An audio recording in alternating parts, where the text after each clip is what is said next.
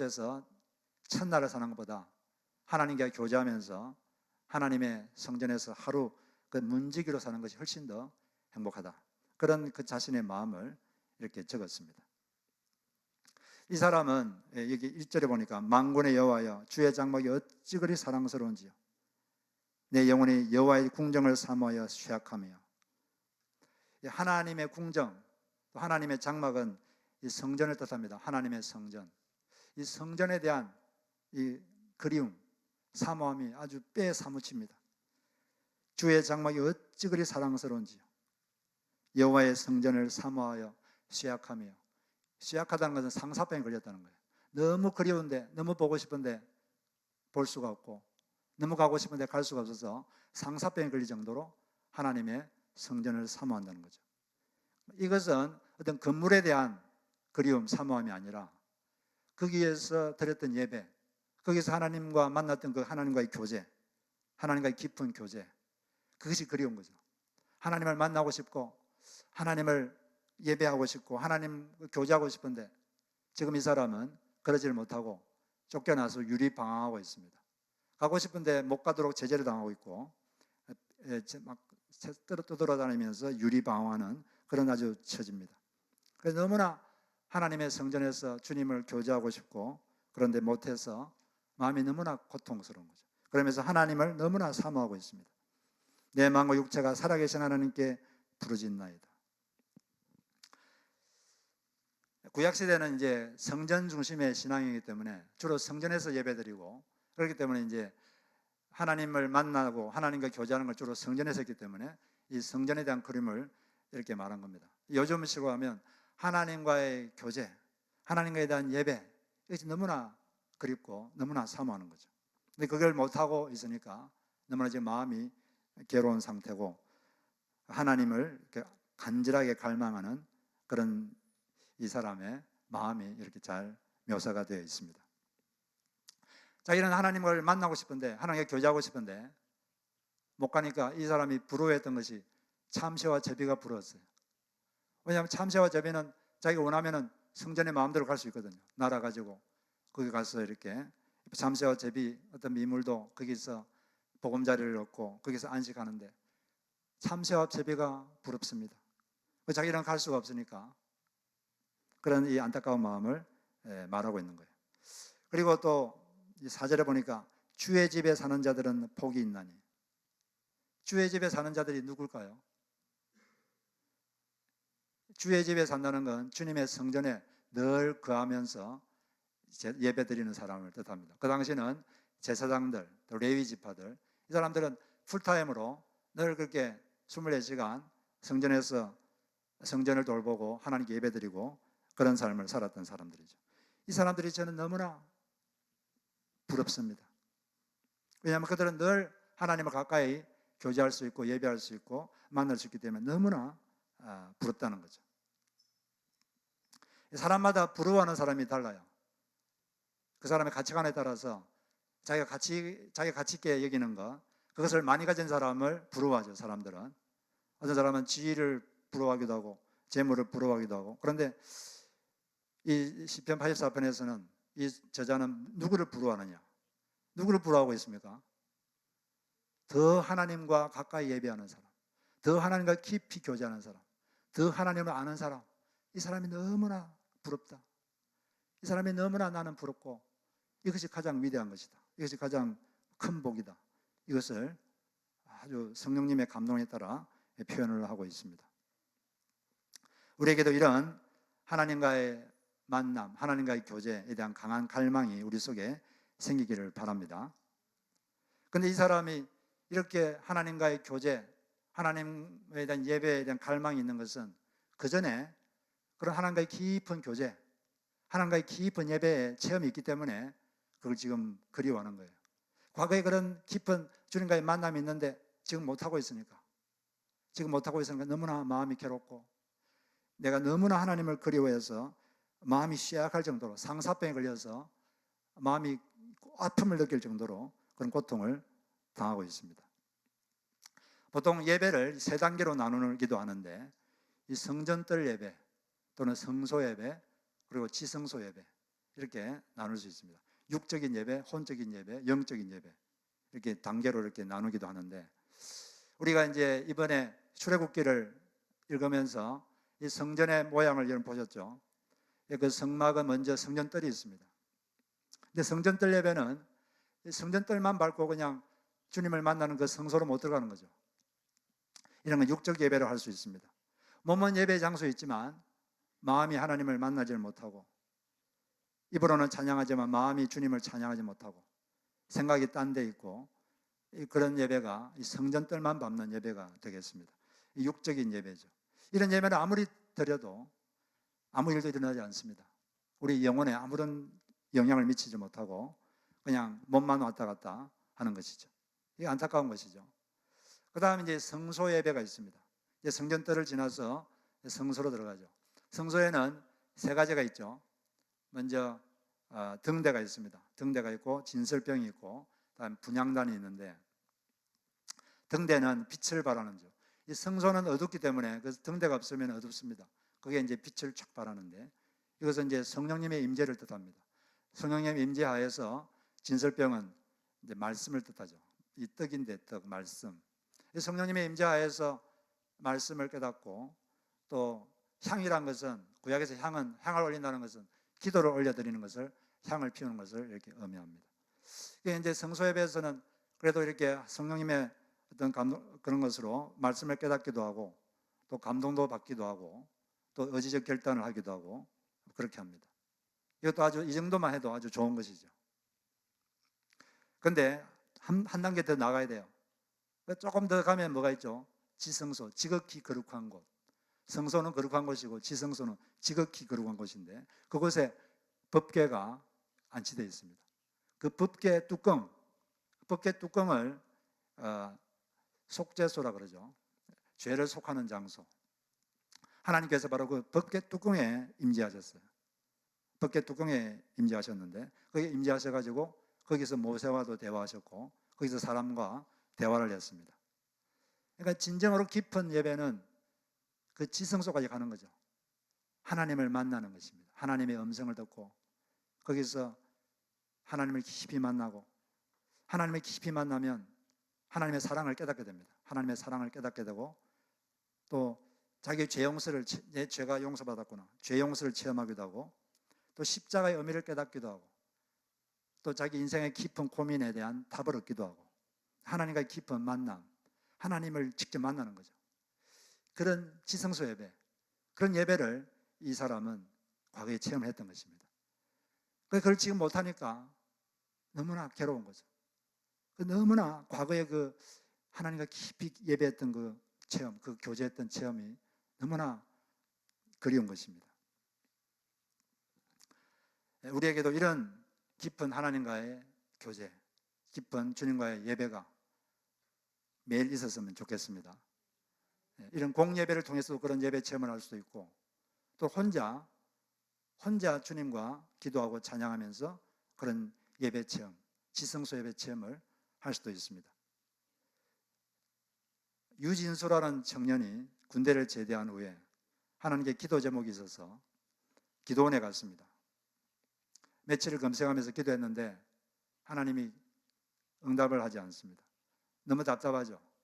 너무 답답한 가운데 기도하면서 성경을 읽는데, 요한복음 21장을 읽는데 갑자기 말씀 하나가 가슴을 확, 영혼을 울렸습니다. 그 말씀이 예수님이 베드로에게 한 말씀이죠. 너가 나를 사랑하느냐? 너가 나를 사랑하느냐? 이 말씀을 읽는데 갑자기 이 말씀이 다음과 같이 들렸습니다. 내가 너를 이토록 사랑하는데 너도 나를 사랑하느냐? 이렇게 들렸어요. 하나님께서 이 말씀을 읽는데 하나님이 나를 이토록 사랑하구나, 그런 생각이 갑자기 들었습니다. 그러면서 하나님께서 자신의 기도를 지금 응답하지 않는 것도 그 기도 제목이 자기에게 별로 유익하지 않기 때문이다, 이게 갑자기 깨달아지고, 그래서 사랑하기 때문에 지금 응답하지 않고 있는 것이구나, 그런 깨달음이 있으면서 그 깨달음과 함께 형언할 수 없는 기쁨과 감사가 밀려와서 주체할 수 없는 감격이 그의 마음속에 밀려들었습니다. 너무 감사해서 정신없이 하나님을 찬양하고 기도하고 혼자 외치고 그렇게 하나님께 예배를 드렸어요. 그렇게 예배드리고 나니까 세상이 너무나 아름답게 느껴졌습니다. 내면에서는 말할 수 없는 행복감이 흘러넘쳤습니다. 그 기도 내올 때는 마음이 너무 무거웠는데 마음이 깃털처럼 가벼워지고,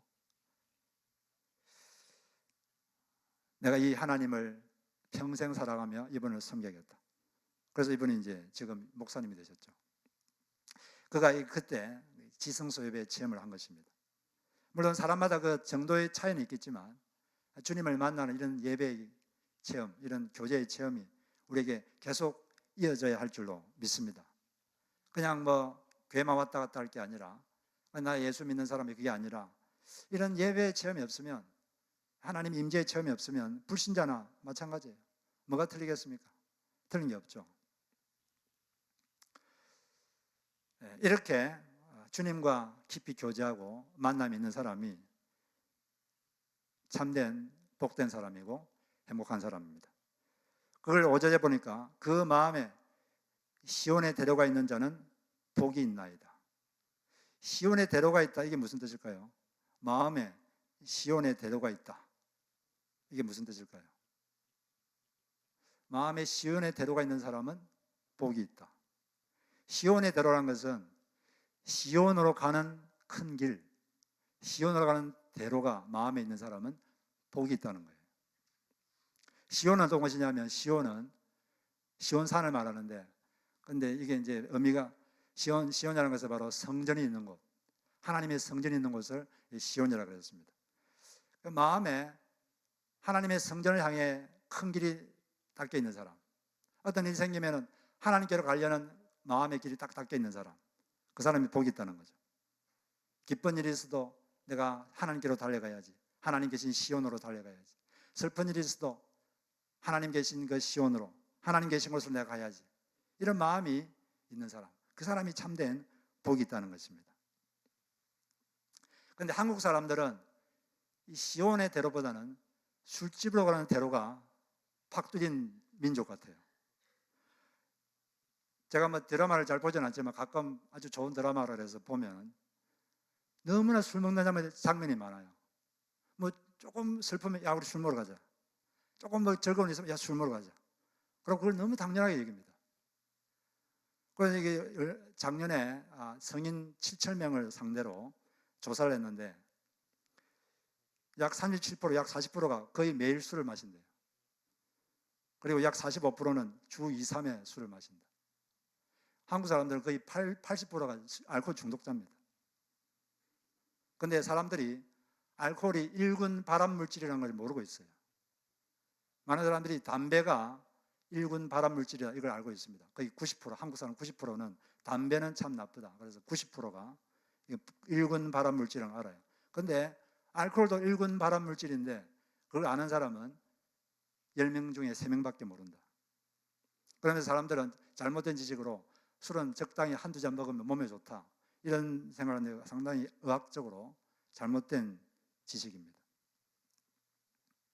술을 먹는 것은 이게 발암물질을 집에 넣는 거예요. 하여튼 이 드라마나 막 광고나 그런 걸 자꾸 이렇게 광고하니까 이 한국 사회는 점점 불경건한 사회로 가고 있습니다. 자기도 모르게. 술이 문제가 아니라 술 문화가 문제거든요. 한국의 술 문화가 아주 안 좋습니다. 이 술집으로 가는 대로가 아니라 시온으로 가는 대로, 하나님께로 가는 대로가 여러분 마음속에 팍 뚫려 있기를 바랍니다. 그래서 괴로운 일이 있어도 내가 주님께로 가야지, 시온으로 가는 대로가 팍 뚫려 있고, 또 기쁜 일이 있어도 내가 하나님께로 가야지, 시온으로 가야지, 이렇게 시온으로 가는 대로, 시온의 대로가 뚫려 있는 사람, 이 사람이 복된 사람입니다. 이 사람이 행복한 사람입니다. 이렇게 하나님을 향한 대로, 시온의 대로가 확 뚫려 있는 사람, 이 사람에게는 많은 축복이 있어요. 그 중에 하나가 어떤 축복이냐, 6절에 보니까 눈물 골짜기도 생수의 골짜기로 바꾸어 버립니다. 6절에 보니까 그들이 눈물 골짜기를 지나갈 때 그곳에 많은 샘이 있게 될 것이다, 이렇게 되어 있는데, 그곳에 많은 샘이 있을 것이다, 이게 좀 말이 어려운데 이걸 원어로 보면 눈물 골짜기를 지날 때 그곳을 샘으로 바꿀 것이다, 이렇게 원어적 해석이 됩니다. 그래서 영어 성경은 대부분 다 그렇게 되어 있어요. NIV 성경도 그들은 그것을 샘물로 만들어 버린다. 이렇게 되어 있습니다. 인생은 눈물 골짜기가 많습니다. 눈물 흘리며 지나가야 되는 그런 인생의 기간이 많이 있어요. 이 84편 저자도 그런 인생을 지금 겪고 있는 거죠. 지금 현재 눈물 골짜기를 지나가고 있습니다. 이스라엘에는 골짜기가 있는데 그 골짜기가 물이 없어요. 아주 황폐합니다. 건조하고 그 골짜기를 지나가는 거 아주 고통스럽어요. 태양은 뜨거운데 황폐하고 아무런 마실 물도 없고, 그래서 보통 성경에서 골짜기 그러면 아주 고통스러운 곳, 인생의 어두운 기간 이런 거 말할 때 골짜기다 이런 말을 쓰죠. 그래서 다윗도 시편 23편에 보면 내가 사망의 엄침한 골짜기를 다닐지라도 해를 두려워하지 않는 이유는 주님께서 나와 함께 하심이라. 주님의 지팡이와 막대기가 나를 안위하시나이다. 나를 돌보시나이다. 그렇게 말하고 있죠. 그러면 눈물 골짜기는 믿음이 안 좋아서 생기는 겁니까? 믿음 안 좋아서 눈물 골짜기를 통과합니까? 다윗은 믿음이 되게 좋았습니다. 믿음이 좋았고 하나님을 사랑했는데도 다윗은 눈물 골짜기를 통과해야 됐어요. 그리고 이 시편 84편 저자도 하나님과의 예배, 하나님을 깊이 사랑했던 사람인데 그도 눈물 골짜기를 지나가야 됐습니다.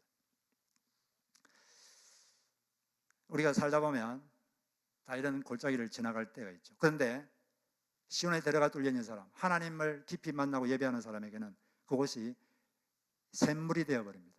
샘물로 바꿔버리죠. 생수가 터져나오는 그런 장소로 바꿔버리는 거죠. 예수님께서 왜 그러냐면 그 사람에게 성령께서 임재하시기 때문입니다. 주님께서 그 사람에게 임재하시기 때문에 그런 것이죠. 예수님께서 나를 믿는 자에게는 그 배에서 생수의 강이 흘러날 것이다. 이렇게 말씀하셨습니다. 생수의 강, 생수라는 것은 마음에 기쁨을 주고 만족을 주는 게 생수죠. 예수님께서도 사실 때 아주 눈물 골짜기를 많이 지났습니다. 예수님이 그렇게 편하게 사신 게 아니죠. 예수님은 예수를 비난하는 사람들이 되게 많았어요. 예수를 따라하는 사람 많았는데 많은 사람들이 예수님을 비난했습니다. 특히 권력자들이, 힘 있는 사람들이 예수를 맨날 죽이려고 그러고 비난했어요. 여러분 사람이란 게 많은 사람이 자기를 좋아해도 한두 명이 자기를 비난하면 그 비난이 잊어지지 않아서 괴롭습니다. 그게 인간이에요. 그래서 연예인들 중에는 많은 사람들이 인기가 좋은데도 막 댓글에 보면 일부 사람들이 안 좋은 말을 하면 그게 고통스러워서 목숨을 끊기도 하고 그래요. 그만큼 비난을 받는 건 아주 고통스러운 거예요. 예수님은 많은 비난을 받았습니다. 그래서 시몬 선지자가 예수님이 8일째, 태어난 지 8일째 이렇게 성전에서 만났을 때 어머니 마리아에게 다음과 같이 말했어요. 이 아들은 많은 사람의 비난을 받을 텐데 그것 때문에 당신의 마음은 칼로 찌르는 듯 할 것이다. 그 아들 때문에 엄마 마음이 칼로 찌르는 듯 아플 것이다. 그렇게 말했어요. 자식이 비난받으면 얼마나 고통스럽겠어요. 그렇게 예수님은 그렇게 눈물 골짜기를 지났는데, 그렇지만은 예수 그리스도의 마음에는 항상 평안이 있었습니다. 그래서 나의 평안을 너에게 주노니 내가 주는 평안은 세상이 주는 것과 같지 않다. 예수 그리스도는 항상 마음속에 평안이 있었어요. 그 생수가 흘러 넘쳤던 거죠. 그런데 우리가 하나님께서 임재하시면, 주님께서 임재하시면 바로 주님의 마음이 우리 마음에 전달됩니다. 예수의 마음이 우리 마음이 되기 때문에 우리 마음속에 생수가 넘치고 그런 눈물 골짜기지만 마음속에 기쁨이 있고 평안이 있고 그렇게 되는 것입니다. 바울도 마찬가지예요. 바울이 예수님을 사랑하고 믿음이 좋았지만 이분의 인생에는 너무나 많은 눈물 골짜기가 있었습니다. 그 대표적인 게 고린도전서 4장 11절에 이렇게 돼 있어요. 우리는 바로 이 시각까지도 줄이고 목마르고 헐벗고 얻어맞고 정처 없이 떠돌아다닙니다. 우리는 우리 손으로 일을 하면서 고된 노동을 합니다. 우리는 욕을 먹으면 도리어 축복하여 주고 박해를 받으면 참고 비방을 받으면 좋은 말로 응답합니다. 우리는 이 세상의 쓰레기처럼 되고 이제까지 만물의 찌꺼기처럼 되었습니다. 그러니까 바울은 이런 아픔이 있었던 거죠. 그런데 이런 눈물의 골짜기 다녔지만 바울은 언제나 만족했습니다. 마음에 자족하는 마음. 빌립보서 4장에 보면 이런 말씀이 있죠. 나는 어떤 처지에서도 스스로 만족하는 법을 배웠습니다. 나는 비천하게 살 줄도 알고 풍족하게 살 줄도 압니다. 배부르거나 굶주리거나 풍족하거나 궁핍하거나 그 어떤 경우에도 적응할 수 있는 비결을 배웠습니다. 나에게 능력을 주시는 분 안에서 나는 모든 것을 할 수 있습니다. 우리 보통 빌립보서 4장 13절 내게 능력 주시는 안에서 내가 모든 걸 할 수 있다 이 말씀 많이 알고 있는데 이 말씀을 뜻이 뭘까요? 문맥을 보면 내가 모든 걸 할 수 있다 이 말은 모든 상황에서 모든 환경을 이길 수 있다. 모든 환경에서 나는 만족할 수 있다. 그런 능력을 하나님께서 나에게 주신다는 거예요. 환경을 이긴다는 것은 어떤 환경에서도 만족하는 법을 배울 수 있다. 배운다. 그게 환경을 이기는 거죠. 예수 그리스도께서 그와 함께 하셨기 때문에 어떤 환경에서도 그는 만족하는 법, 그걸 배웠다는 것입니다. 바로 우리가 주님과 깊이 교제하고 예배하면 우리가 눈물 골짜기를 다닐지라도 우리 삶이 힘들어도 마음속에 이런 만족과 기쁨, 평안이 우리에게 넘쳐날 줄로 믿습니다. 사람들이 눈물 골짜기를 통과하는 이유는 여러 가지예요. 사람마다 다릅니다. 어떤 사람은 재정 때문에 눈물 골짜기를 통과하고 어떤 사람은 몸이 아파서 질병 때문에 눈물의 골짜기를 지나가는 사람도 있고 어떤 사람은 주변 사람과의 관계 때문에 눈물 골짜기를 지나가고 어떤 사람은 하는 일이 너무 안 돼서 실패를 거듭해서 눈물 골짜기를 통과하고 그런 사람들이 많습니다. 이 세상에는 성공하는 사람보다 실패하는 사람이 훨씬 더 많은 것 같아요. 성공한 사람은 아주 소수에 불과해요. 대부분이 다 자기가 꿈꿨던 것을 이루지를 못하고 그런 사람들이 훨씬 더 숫자가 많습니다. 어떤 사람들은 죄책감 때문에 아주 고통스러워하는 사람도 있어요. 예수 믿는 사람들은 죄책감이 있으면 이걸 어떻게 해결해야 되는지 아는데 예수를 모르는 사람들은 죄책감이 있으면 이걸 어떻게 해야 되는지 처리할 방법을 몰라요. 그런 사람이란 게 양심의 고통이 있으면 너무나 괴롭습니다. 그래서 제가 미국에 아주 유명한 분이 계신데 칩 잉그레이라는 목사가 계신데 이분이 자기 아버지에 대한 간증을 한 적이 있습니다. 이 아버지는 2차 세계대전 때 참전했던 군인이었습니다. 그 전쟁하면서 자기 총으로 많은 사람을 쏴 죽였어요. 수없이 많은 사람을 자기 총으로 죽였습니다. 그리고 자기 부대원들 다 죽었는데 자기 혼자 살았어요. 그 전쟁이 끝나고 너무 죄책감에 쌓였습니다. 이 사람을 자기가 죽인 내가 살인마다. 그리고 나 혼자 살았다. 그것 때문에 이 죄책감 때문에 이걸 이기지 못해서 맥주를 한 병 마시니까 조금 좋아졌어요. 그래서 5병 마시니까 더 좋아지고 10병 마시니까 더 좋아지고 알코올 중독자가 됐습니다. 가끔씩 분노를 폭발시키고 그렇겠지만 이 문제는 알코올 중독이 아니라 이 죄책감이 문제였어요. 이걸 어떻게 해결할 방법이 없습니다. 너무 술을 먹으니까 어머니가 그분한테 어머니가 어느 날 가가지고 술을 택하든지 아니면 나와 당신의 자녀를 택하든지 둘 중에 하나를 택하세요. 24시간 시간을 주겠습니다. 이제 그렇게 둘 중에 하나 택하라니까 가족을 잃으면 안 되니까 그때 그냥 술을 딱 끊었습니다. 그리고 하루에 3갑 피던 담배도 확 끊었어요. 그래도 여전히 이분은 계속 마음속에 고통이 있고 이 고통이 끝나질 않습니다. 그래서 아들에게 물어봤어요. 어떻게 하면 내가 어떻게 하면 마음의 평안을 얻을 수 있느냐. 그래서 아들이 이렇게 말했습니다. 아버님 한번 성경을 읽어보십시오. 그래서 이 사람이 아침 5시, 6시 일어나가지고 그때부터 성경을 읽기 시작했어요. 근데 그렇게 지나고 한참 있다 이 아들은 이제 대학 갔다가 이제 방학에 다시 돌아왔습니다. 근데 보니까 아버지가 좀 달라졌어요. 그 아버지가 하는 말이 내가 예수를 이제 가지고 있다. 그러는 거예요. 아니 어떤 일이 일어나셨습니까? 그가 계속 이렇게 성경을 보다가 어느 날 집안에 보니까 조그마한 책자가 있는데 이게 굴러다녀가지고 이게 뭔가 해서 읽어보니까 그게 이제 요즘식으로 하면 사형리 전도 책자죠.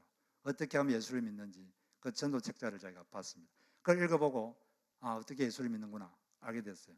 그래서 어느 날 침대맡에 무릎을 딱 꿇고 이렇게 기도했습니다. 오 예수님, 저같이 이렇게 많은 사람을 죽인 자도 저를 어떻게 용서하실 수 있습니까? 그러나 저는 당신이 저 때문에 십자가에서 대신 죽으신 것을 믿습니다.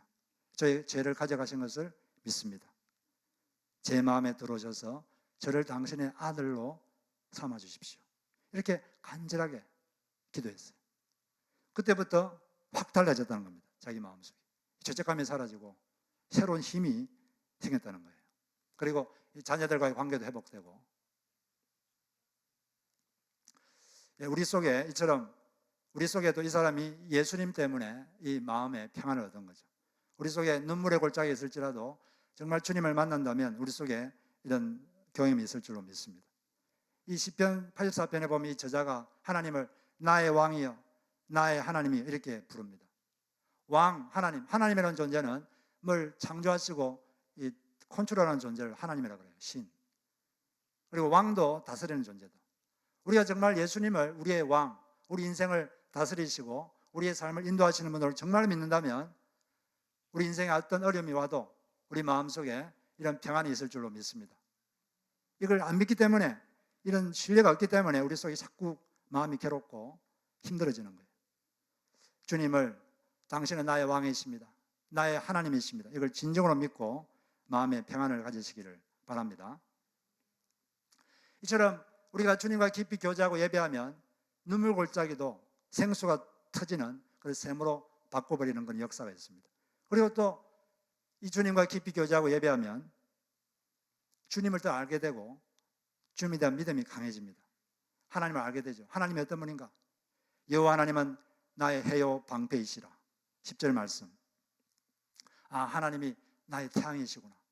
태양은 뭡니까? 태양은 모든 생명체에 힘을 주고 생기를 주는 것입니다. 하나님이 나에게 활력을 주고 생기가 돌게 하고 힘을 주고 살게 하시는 분이시구나. 그리고 그분이 나의 방패시구나. 나를 보호해 주시는 분이시구나. 이런 믿음이 생기는 거예요. 그리고 또 여기 11절에 보니까 정직하게 행하는 자에게 좋은 것을 아끼지 아니하실 것임이니이다. 정직하게 행한다 이 말은 원어로 보면 올바르게 행한다, 인테그럴, 올바르게 행한다, 그렇게 해석하는 게 좋습니다. 하나님 앞에서 올바로 살려고 애를 쓰는 사람, 그 사람에게 하나님은 좋은 것을 아끼지 않는 분이시다. 이런 이제 믿음이 생기게 되는 것입니다. 이 믿음이 생기면 이제 기도하게 되겠죠. 그래서 8절에 만군의 하나님 여호와여 내 기도를 들으소서, 야곱의 하나님이여 귀를 기울이소서. 이분이 뭔가 기도를 했는데 뭘 기도했을까요? 기도 제목이 여기 나오지는 않는데 제가 보기에 여기서 이분이 기도했던 것은 지금 예배를 못 드리고 있잖아요. 하나님을 못 만나고 있잖아요. 하나님, 제가 하나님께 다시 깊이 교제할 수 있도록 해주십시오. 하나님 교제의 기쁨, 하나님 예배드리는 기쁨, 구원의 기쁨을 제게 회복시켜 주십시오. 아마 그렇게 기도하지 않았을까, 그런 추측을 해봅니다. 다윗도 그런 기도를 했죠. 다윗이 바세바와의 그런 죄를 짓고 나서 회개하지 않았을 때 그는 영적으로 침체가 됐습니다. 하나님과의 구원의 즐거움도 다 없어지고, 그래서 시편 51편에 보면 그가 이런 기도를 드리죠. 시편 51편 12절. 주의 구원의 즐거움을 내게 회복시켜 주시고 자원하는 심령을 주사 나를 붙드소서. 그는 이 구원의 즐거움을 잊어버렸습니다. 사람이 죄를 짓고 회개 안 하면 하나님과 관계가 단절돼요. 더 이상 영적으로 침체가 되고 아무리 예배를 드려도 기쁨이 없습니다. 여러분 중에 예배의 기쁨이 없고 하나님과의 교제의 기쁨이 없으면 먼저 점검할 것은 내가 혹시 회개하지 않은 죄가 없는가, 그걸 먼저 점검해 봐야 돼요. 그게 해결이 안 되면 절대로 하나님과의 그런 만남의 기쁨은 없습니다. 그런데 아무리 생각해도 죄가 없다 그러면은 그냥 계속 여러분들이 주님과 예배드리고 그렇게 하다 보면 어느 순간 다시 회복이 됩니다. 구원의 즐거움을 회복시켜 주시고 자원하는 심령을 내게 주십시오. 자원해서 하나님을 섬기는 마음, 이게 없어져 버렸어요. 하나님을 즐거운 마음으로 섬기는 마음이 없어져 버렸습니다. 그전에는 안 그랬는데, 그래서 하나님께 이런 기도를 드리는 거죠. 아마 이 사람도 비슷한 기도를 드리지 않았을까. 그리고 또 믿음이 생기면 이 기도를 이렇게 하게 되고, 또 이제 하나님이 어떤 분인가 알게 되면 하나님의 진리를 입으로 선포하게 되죠. 여기 10절에 보니까 하나님은 나의 태양이시요 나의 방패이십니다. 이렇게 외치는 겁니다. 영적 진리를 여러분 입으로 이렇게 말을 하면 여러분 영혼의 분위기가 바뀝니다. 우리는 영적 세계에 살고 있어요. 영적 세계라는 것은 언어에 의해서 바뀝니다. 분위기가. 그러니까 말을 되게 잘해야 되는데 이 말로 여러분이 믿는 믿음을 하나님의 진리 일부러 선포하면 다시 믿음이 이렇게 영혼의 분위기가 바뀌어요. 좀 마음이 다운돼 있다가도 마음을 이렇게 말씀을 몇 번 자꾸 이렇게 외우면 마음이 돌아옵니다. 예를 들어서 이렇게 이런 말씀, 예를 들어서 시편 42편에 보면 이런 말씀이 있죠. 내 영혼아 내가 어찌하여 낙심하여며 어찌하여 내 속에서 불안해하는가. 너는 하나님께 소망을 두라. 나는 그가 나타나 도우심을 말미암아 내 하나님을 여전히 찬송하리로다. 이 구절은 어떤 사람이 이 사람도 이제 유리방황하면서 이렇게 쫓겨다니는 사람이에요. 그런데 주변 사람들이 막 조롱합니다. 너의 하나님이 어디 있느냐? 너가 섬기는 하나님이 어디 있느냐? 이렇게 막 조롱을 합니다. 그때 마음이 괴롭고 낙심이 될 때 이분이 이제 이런 고백을 하는 거죠. 내 영혼아, 너가 어찌하여 낙심하여 어찌하여 내 속에서 불안해하는가? 너는 하나님께 소망을 두라. 계속 하나님께 희망을 걸어라. 나는 내 하나님이 여전히 찬송할 것이다. 이런 말씀을 한번 10번, 10번에서 안 되면 20번, 20번에서 안 되면 30번 이렇게 한번 입으로 여러분이 한번 외워보세요. 그러면 금방 이게 영혼의 분위기가 확 바뀝니다. 금방 이게 생각이 바뀌어요. 감정도 바뀌고 이게 하나님의 진리의 파워예요. 사람들이 이걸 너무 그냥 생각만 하고 말을 안 해요. 그래서 그런 어떤 일이 있으면 하나님의 말씀을 입으로 한번 10번, 20번, 30번, 50번, 100번 한번 입으로 외쳐보세요. 그러면 확 바뀝니다. 네, 이처럼 이 시편 84편은 이 세상에서 가장 위대한 것은 하나님을 알고 그분과 교제하는 축복을 누리는 것이다. 이걸 믿었던 사람이 지은 시입니다. 실제로 하나님은 그게 가장 귀한 것이다. 이렇게 말씀하십니다. 그것을 붙잡으면 하나님이 다른 것들을 또 해결해 주시는 거예요. 주님을 갈망하고 주님과 시온의 대로가 마음에 들리는 사람, 그 사람이 하나님께서 임재하십니다. 임재하셔서 눈물 골짜기도 생수의 샘이 터지는 그런 골짜기로 바꿔버리시고 하나님을 더 알게 되고 믿음으로 기도하고 선포하게 되는 사람으로 바꿔주는 거죠. 우리가 이 시편 84편의 제자처럼 하나님을 알고 주님과 교제하고 예배하고자 하는 그런 간절한 갈망을 가지고 매일매일 주님을 찾으시고 주님을 갈망하는 여러분 되시기를 주의 이름으로 축복합니다. 우리 찬송 내 모습 이대로 이 찬송을 부른 다음에 같이 기도하도록 하겠습니다. 이 찬송은